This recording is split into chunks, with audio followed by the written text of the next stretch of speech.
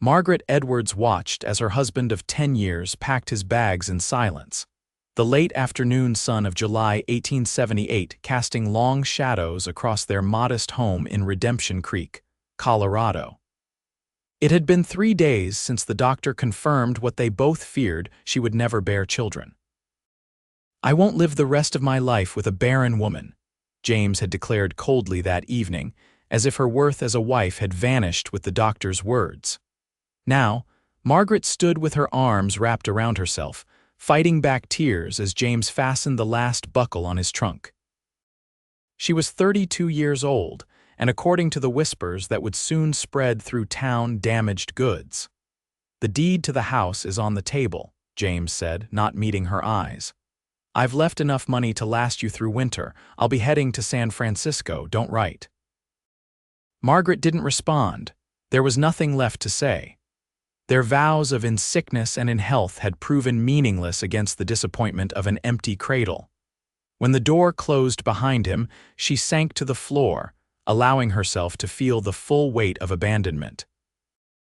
By morning, everyone in Redemption Creek would know that James Edwards had left his barren wife. 3 days later, Margaret sat at her kitchen table, staring at the small stack of coins James had left. It wouldn't last nearly as long as he'd claimed. The whispers had already begun in town, pitying glances and conversations that halted when she approached. The general store owner's wife had even suggested she might find comfort at the church, as if being abandoned was somehow her sin to atone for. A knock at the door startled her. Margaret smoothed her dress and wiped her eyes before answering. Standing on her porch was Catherine Evans, the schoolteacher who had arrived in town just last spring. "Miss Evans," Margaret said, surprised to see the younger woman. "Mrs. Edwards," Catherine replied with a kind smile. "I hope I'm not intruding, but I've come with a proposition." Margaret hesitated, then stepped aside to let her in. Catherine was in her mid-20s, unmarried and respected for her education and gentle manner with the children. "I'll be direct," Catherine said once they were seated. "I've learned of a position available at her ranch about 20 miles west of here. The owner, Mr. Zachary Allen, is looking for a housekeeper and someone to help with his 4 young sons. His wife passed 2 years ago." Margaret blinked, processing this information. "And you thought of me." Catherine nodded. "You've always been kind to the children in town, and—" she hesitated, "I thought you might appreciate a fresh start away from here. Away from the whispers and pity. Away from the home she'd built with a man who had discarded her." Margaret felt a flutter of hope for the first time in days. 4 boys, Margaret murmured, without a mother. "Mr. Allen pays well and provides room and board. He's a good man by all accounts, if a bit rough around the edges." Catherine leaned forward. "The stagecoach leaves tomorrow morning if you're interested. I can give you the details of how to find the ranch." That night, Margaret packed her belongings and wrote a letter to her sister in Boston, explaining her decision. By dawn, she had sold what furniture she could and left the house key with the bank. There was nothing left for her in Redemption Creek but memories and judgment. The journey was long and dusty, the stagecoach bouncing over rutted trails until they reached the small settlement of Copper Canyon. From there, Margaret hired a local boy to drive her by wagon to the Allen Ranch. As they crested a hill, she saw it spread below them, a large, well-maintained property with a 2-story house, barn, stables, and corrals where horses grazed. "That's the Rocking A," the boy said. "Mr. Allen runs the biggest cattle operation in the county." Margaret's stomach tightened with nerves. What if he found her unsuitable? What if the boys were unmanageable? She had nowhere else to go. As they approached, she spotted a tall figure by the corral, instructing a younger man about a horse. Even from a distance, Zachary Allen cut an imposing figure, broad-shouldered and straight-backed, wearing a worn Stetson that shaded his face. The wagon pulled up to the house, and Margaret gathered her courage along with her bags. Before she could descend, a small whirlwind of activity burst from the house. 4 boys of varying heights, the youngest perhaps 5 and the oldest around 12, all with the same dark hair as the man now striding toward the wagon. "You must be Mrs. Edwards," Zachary Allen said, removing his hat. His face was tanned and weathered, with lines at the corners of his eyes that spoke of both laughter and hardship. He was older than her by perhaps 5 years, with streaks of silver at his temples. "I am," Margaret replied, accepting his hand as she stepped down. "Thank you for the opportunity, Mr. Allen." His blue eyes assessed her carefully. "Catherine speaks highly of you, says you're good with children." "I enjoy their company," Margaret said simply, unwilling to elaborate on her circumstance. The youngest boy pushed forward. "Are you going to be our new housekeeper? The last one said we were wild as wolves and left after 2 weeks." "Samuel," Zachary warned, but Margaret saw the hint of amusement in his eyes. "I've always found wolves to be misunderstood creatures," Margaret replied, kneeling to the boy's level. "Perhaps we can learn to understand each other." Samuel's eyes widened and he grinned. "I'm Sam. That's Daniel," he pointed to the oldest, then Thomas and Josiah. Each boy nodded or waved as they were introduced. They were dirty and their clothes needed mending, but their eyes were bright and curious. "Mrs. Edwards will be joining our household," Zachary explained to his sons. "You'll show her respect and mind her as you would me." The boys nodded solemnly, though Margaret detected skepticism in Daniel's expression. She couldn't blame him. She was a stranger, and these boys had already lost one woman in their lives. "Daniel, help with Mrs. Edwards' bags," Zachary instructed. "Thomas, show her to her room." As they entered the house, Margaret was surprised by its size and comfort. Though clearly in need of a woman's touch, it was well built and spacious, with a large kitchen, dining room, and sitting area downstairs, and bedrooms upstairs. "Your room connects to the nursery," Thomas explained, leading her upstairs. "That's where Sam and Josiah sleep. Me and Daniel are across the hall with Pa." The room was simple but pleasant, with a bed, dresser, washstand, and window overlooking the ranch. A door on one wall indeed led to a nursery where 2 small beds stood. "It was Ma's sewing room before," Thomas added, a shadow crossing his face. "Pa had it made into a bedroom when he decided to hire help." Margaret set down her handbag. "Thank you, Thomas. I'm sorry about your mother." The boy shrugged, but his expression softened slightly. "Dinner's at 6. Pa doesn't like to be kept waiting." Left alone, Margaret unpacked her belongings and changed her travel-worn dress. She had exactly 1 hour to prepare herself for the first meal with her new employers. As she washed her face and hands, she studied her reflection in the small mirror. Her chestnut hair was still thick and mostly free of gray, and her green eyes remained bright despite the sorrow of recent days. At 32, she was neither young nor old, but somewhere in between a woman with half her life behind her and an uncertain future ahead.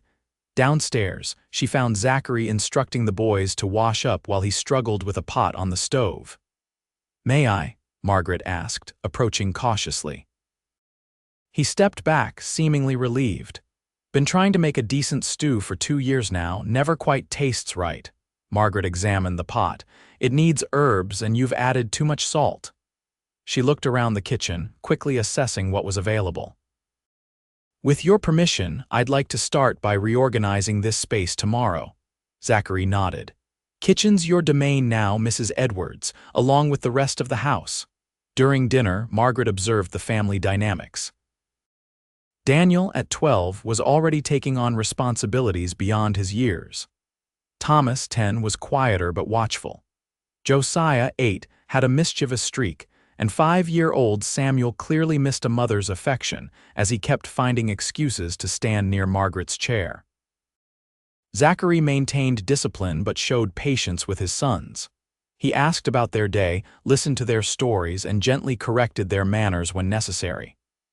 When Samuel spilled his milk, Margaret expected anger, but Zachary simply helped clean it up, murmuring, "Accidents happen, son."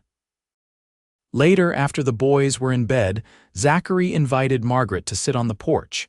The night was clear, stars scattered across the vast Colorado sky like diamonds. "I should explain what I expect," he began, his voice low and deep. "The boys need structure and care. I'm away with the herd often, especially in spring and fall. You'll have full authority in my absence." "I understand," Margaret replied. "They're good boys, but they've been without a mother's influence. My wife, Rebecca, was." He paused, searching for words. "She was the heart of this place." "I'm not trying to replace her," Margaret said softly. Zachary looked at her directly. "No one could, but they need someone, and so does this home." He stood, indicating their conversation was ending. "Catherine told me about your situation, not the details, just that you needed a new start." "Whatever brought you here is your business, Mrs. Edwards. All I care about is that you're good to my boys." With that, he bid her good night, leaving Margaret to contemplate the strange turn her life had taken. The first weeks at the Rocking attested Margaret's endurance and resolve. The house, while structurally sound, had been neglected in the small ways that accumulated over time without a woman's attention. Linens needed replacing, windows washing, pantries organizing. The boys' clothes required extensive mending, and their education had gaps that alarmed her. Slowly, she established routines. Mornings began before dawn with breakfast preparation. After the boys and Zachary ate, the older three would help with chores before lessons, which Margaret conducted at the kitchen table. Afternoons were for household tasks and more specialized learning. Daniel was interested in the ranch accounts, Thomas in reading, and Josiah in drawing. Samuel, too young for formal lessons, became her shadow, helping with whatever task she undertook. Zachary remained somewhat of a mystery. He was unfailingly polite, but maintained a careful distance. Margaret often felt his eyes on her when she was with the boys, assessing, evaluating. Each night they would share a brief conversation on the porch, discussing the children's progress or ranch matters. Sometimes he would reveal small details about himself, that he'd come west from Pennsylvania after the war, that he'd built the house himself, that he could read Shakespeare but preferred Mark Twain. One evening, about a month after her arrival, Margaret was reading to Samuel and Josiah before bed when she heard Zachary pause in the doorway. She continued the story, but was aware of his presence, watching as she smoothed Samuel's hair and answered Josiah's questions about the illustrations. After the boys were asleep, she found Zachary on the porch in his usual spot. "They've grown attached to you," he said, his voice carrying a note she couldn't quite identify. "They're wonderful children," Margaret replied. "You should be proud." "I am." He was silent for a moment. "Daniel asked me today if you were staying permanently." Margaret's heart tightened. "What did you tell him?" "That it depended on whether you were happy here." Zachary turned to face her. "Are you, Mrs. Edwards, happy here?" The question caught her off guard. Was she happy? The work was hard, the days long, but there was purpose in it. The boys' smiles, their progress, the gradual transformation of the house into a home again, these things brought her satisfaction. "I am content," she answered honestly. "More than I expected to be." Zachary nodded slowly.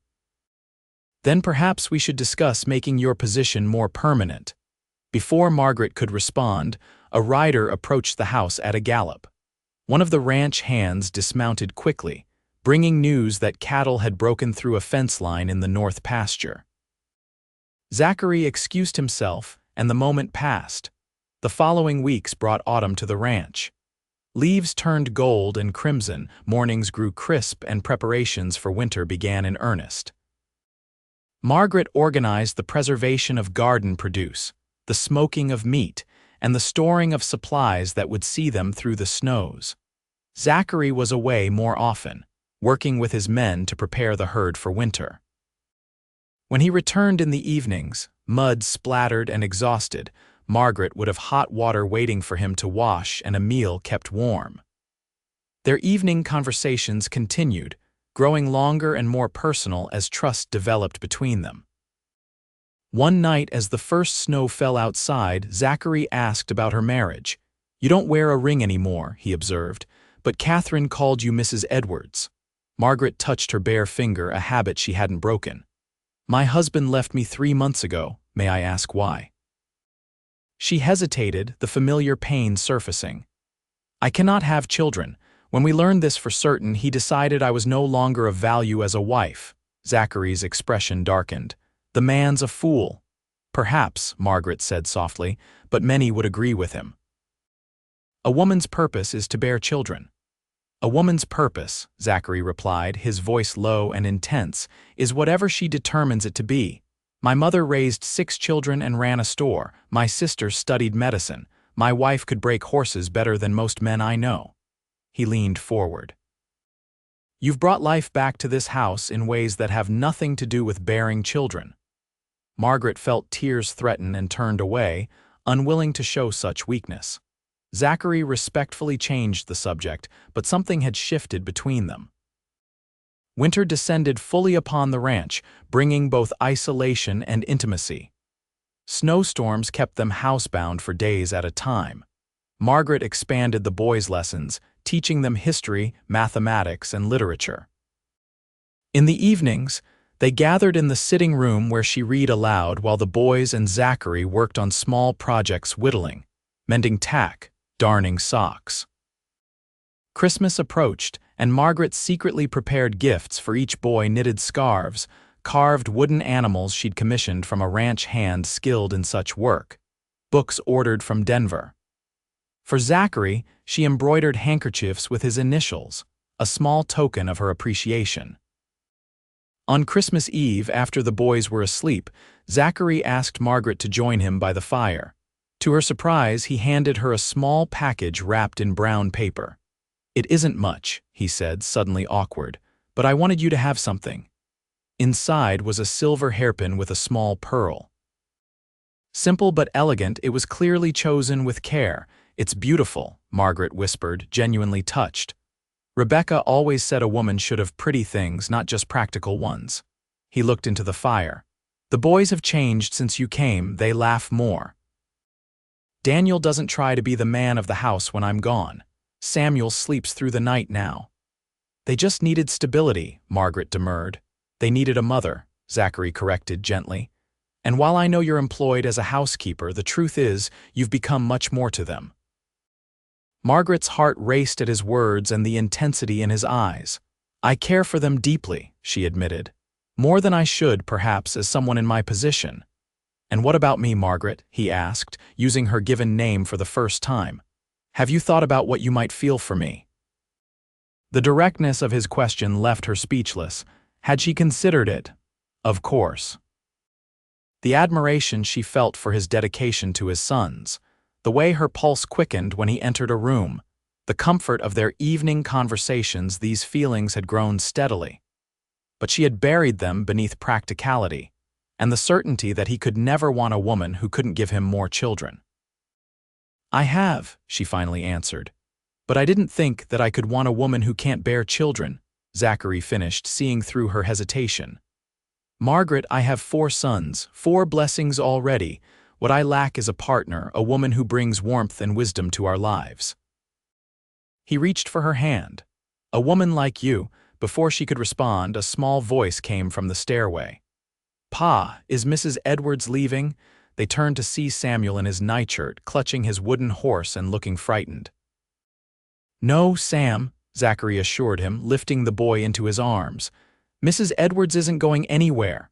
"Promise?" Samuel asked, looking at Margaret with such hope that her heart nearly burst. "I promise," she said, meaning it completely. Samuel nodded, satisfied. "Good. 'Cause Thomas said you're like our mother now, and mothers don't leave." Margaret and Zachary exchanged a look over the boy's head, a look of understanding and possibility. Christmas Day brought joy and chaos to the ranch house. The boys exclaimed over their gifts, and Zachary proudly wore one of his new handkerchiefs in his pocket. Snow continued to fall, creating a peaceful isolation that allowed Margaret and Zachary stolen moments of conversation and cautious touches, a hand on her shoulder, fingers brushing as they passed dishes at dinner. That night, after the boys were asleep, exhausted from their day of celebration, Zachary found Margaret in the kitchen, preparing for breakfast. "You should rest," he said, coming to stand beside her at the counter. "I enjoy the quiet," she replied, "and I wanted to thank you for today." For making me feel like part of the family. You are part of this family, Zachary said firmly, if you want to be. Margaret set down the bowl she was holding and turned to face him. What exactly are you asking me, Zachary? He took a deep breath. I'm asking if you would consider becoming my wife. Not my housekeeper, not my son's governess, but my wife and their mother in every way that matters. Margaret felt dizzy with surprise and hope. But you know I can't, I know, he interrupted gently, and it doesn't matter to me. What matters is the way you care for my boys, the way you've restored life to this house, the way I've come to feel about you. He took her hands in his. I've watched you these past months, Margaret. I've seen your strength, your kindness, your patience. I've seen how the boys flourish under your care, and I've found myself looking forward to our evenings together, to sharing my thoughts with you, to simply being in your presence. Tears filled Margaret's eyes. I never thought I would have this again, a chance at happiness, at family. Is that a yes? Zachary asked, his own voice rough with emotion. Yes, Margaret whispered. Yes, I will be your wife. Zachary pulled her into his arms, his kiss tender but filled with promise. When they separated, both were smiling through tears. When? Margaret asked, practical even in her joy. As soon as the weather clears enough for the preacher to reach us, Zachary replied. Unless you want to wait, Margaret shook her head. I've waited long enough for happiness. They were married 2 weeks later in the ranch house sitting room, with the boys as their witnesses and a handful of ranch hands and neighbors who had braved the winter trails to attend. Margaret wore a blue dress she had carefully altered for the occasion, with Zachary's pearl hairpin securing her veil. Daniel, as the oldest, stood proudly beside his father. When the preacher pronounced them husband and wife, Samuel broke protocol by rushing forward to hug Margaret's legs. Does this mean we can call you mother now? He asked, looking up with hopeful eyes. Margaret knelt down, gathering him close. If that's what you want to call me, I would be honored. Mother, Samuel tested the word, then smiled broadly. I like it. That night, after the guests had departed and the boys were asleep, Margaret and Zachary stood on the porch despite the cold, looking out at the starlit snow covering their land. Are you happy, Mrs. Allen? Zachary asked, wrapping his arm around her waist. More than I ever thought possible, Margaret replied honestly. When James left me, I thought my life was over. I thought I had failed as a woman because I couldn't have children. You haven't failed at anything, Zachary said firmly. You've given my sons something they desperately needed, a mother's love. You've given this house a soul again, and you've given me a reason to look forward to each day. Margaret leaned into his embrace, savoring the security and affection she had found. I used to dream of having a child of my own, of watching them grow.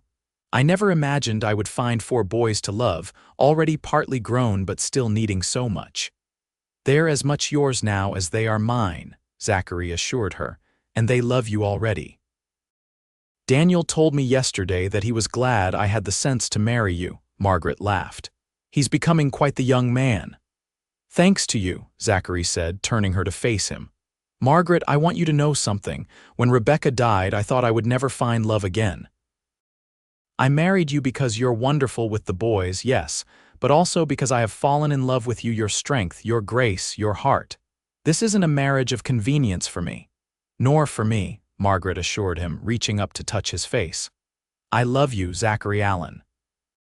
I love your sons, and I am so grateful that you saw value in me beyond what others could not. Their kiss was interrupted by a small voice from the doorway. Mother, Father, I had a bad dream. It was Thomas, standing in his nightshirt, looking uncertain about disturbing them.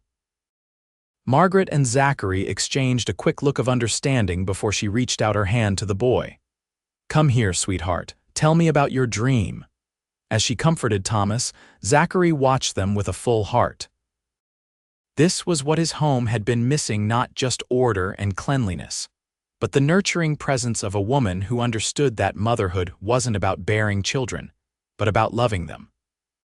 Spring came to the rocking A, bringing new calves, wildflowers, and a settled contentment to the Allen household.